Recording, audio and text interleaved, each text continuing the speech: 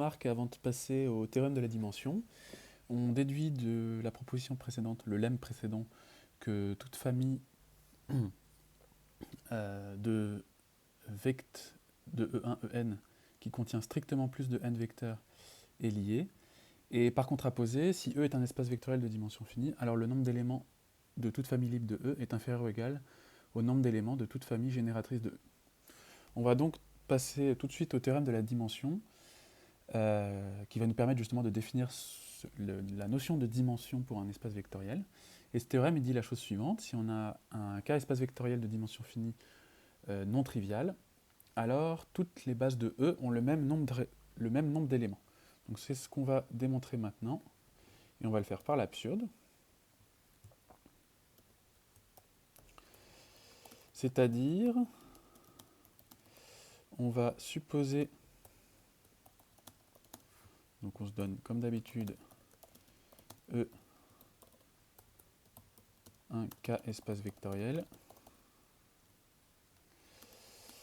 de dimension finie, non trivial.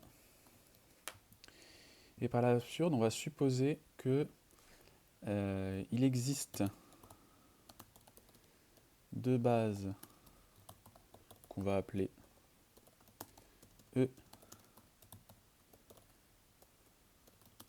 et F qui n'ont pas le même nombre d'éléments. Donc on va noter EI les éléments de E et FI les éléments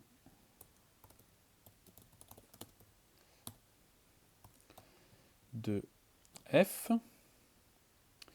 sauf que ils vont pas avoir le même nombre, donc on va supposer que M, qui est le nombre d'éléments de F ronde, est strictement plus grand que E. Alors, on a que l'espace vectoriel engendré par E, c'est le même que l'espace vectoriel engendré par F, et c'est grand E. Comme tous les éléments de F jusqu'à n plus 1 sont des éléments de E, et que E est engendré par E ronde, d'après le lemme 12, on sait qu'on a une famille qui a n plus 1 éléments.